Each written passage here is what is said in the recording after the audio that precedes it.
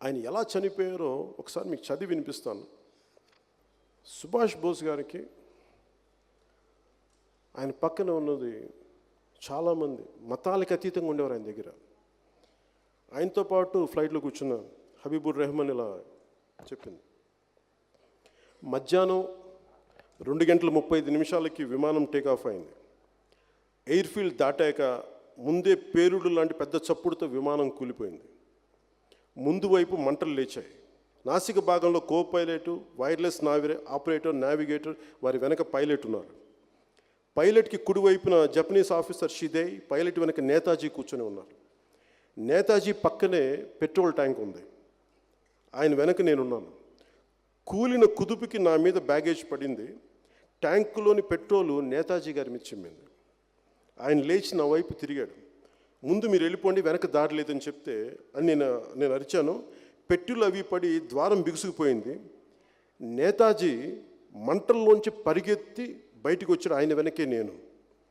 నేతాజీ ఒంటి నిండా పెట్రోల్ చింది.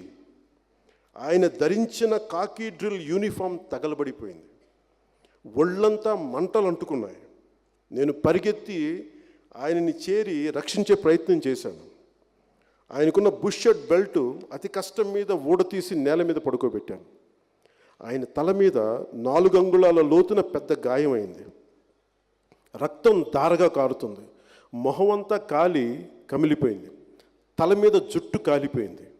చర్మం ఊడిపోయింది. కర్చీఫ్తో రక్త ప్రవాహం ఆపాలని ప్రయత్నించాను, నా వల్ల కాలేదు. దుస్తులు తొలగించాక ఆయన ఒంటి మీద కాలిన గాయాలు కనిపించినాయి. నాకు ఒళ్ళు కాలింది. భరించలేనంత నొప్పితో నేతాజీ పక్కన నేను నిస్త్రాణంగా పడుకుంటే, మీకు మరి ఇంకా ఎక్కువ కాలేదు కదా అని చెప్పి అంత కష్టంలో అంత బాధలో కూడా ఆయన నన్ను అడిగాడు, కానీ ఆయనకి ఎలా ఉందో ఆయన చెప్పలేదు. నీకేం పడలేదు కదా అని అడిగి నేను పడలేదంటే ఆయన అన్నదని నేనైతే బతకను అని ఆయన అని, మీరు వెనక్కి వెళ్ళిపోయి మన దేశ సోదరులకి చెప్పండి, నేను చివరి ఊపిరి వరకు దేశ స్వాతంత్రం కోసం పోరాడాను. వారు పోరాటాన్ని కొనసాగించాలి. హిందుస్థాన్ తప్పక స్వాతంత్రం పొంది తీరుతుంది. దాని బానిసత్వంలో ఎవ్వరు ఉండజాలరు. తల నుంచి పాదాలు దాకా మంటల్లో కాలుతూ పరిగెత్తుతున్న నేతాజీని చూసి ఆ జపనీస్ సైన్యాధికారికి జపనీస్ అగ్నిదేవుడు ఫుదోమ్యు గుర్తొచ్చాడు. ఆ స్థితిలో నేతాజీని నేల మీద దొర్లించి మంటలు ఆర్పటంలో హబీబుర్కి సహాయ ప్రయాణికుడిగా నూనెగా అనే కడ సహాయపడ్డారు. ఒళ్ళంతా కాలి భయానక వేదన అనుభవిస్తున్న ఒక్క మూలుగు కానీ బాధ కానీ నేతాజీ నోటి వెంట రాలేదు. తాగేందుకు నీరు మాత్రం కావాలని అప్పుడప్పుడు అడిగాడు.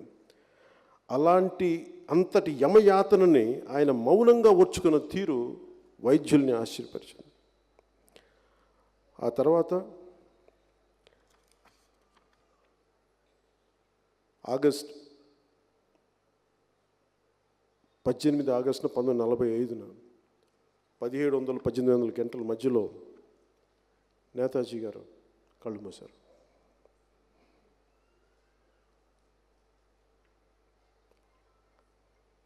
ఎవరికి చెప్పుకోవాలి?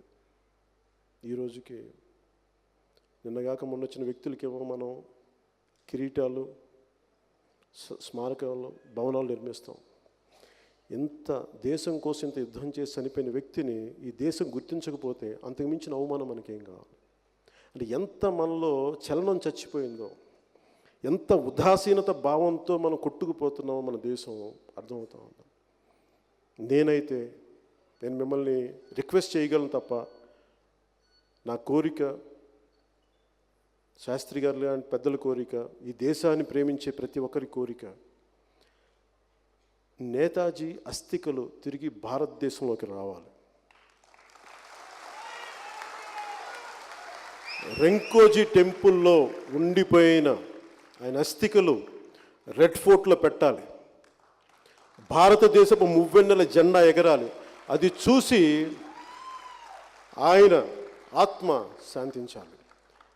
అది మన అందరిలో నేతాజీ స్ఫూర్తి ప్రవేశింపజేయాలి. ఏ కష్టాల కోసం అయితే ఈ దేశం అన్ని లక్షల మంది చనిపోయారో, ఈ దేశం కోసం చచ్చిపోయిన, త్యాగం చేసిన వాళ్ళని గుర్తుపెట్టుకోకపోతే ఈ దేశంలో ఉండటానికి మనకు అర్హత లేదు. కనీసం మిగతా ఏది ఆపకూడదు. 24 గంటల్లో 23 గంటల 45 నిమిషాలు మీ సొంతానికి వాడుకోండి, కానీ 15 నిమిషాలు అట్లీస్ట్ దేశం గురించి ఆలోచించండి. ఈ పుస్తకం చదివితే నాకు అదే అనిపించింది, ఇది చెప్పాలనిపించింది, పంచుకోవాలనిపించింది.